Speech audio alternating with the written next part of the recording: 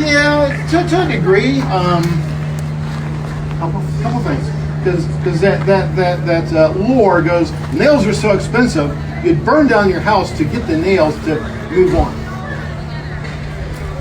Nails, in a time frame in which everything is expensive and labor is cheap, nails are not particularly expensive. And the one thing with burning down a structure to get nails, there's a small problem. So you get pinched nails. I certainly am not going to straighten those out. I'm not putting my finger on it.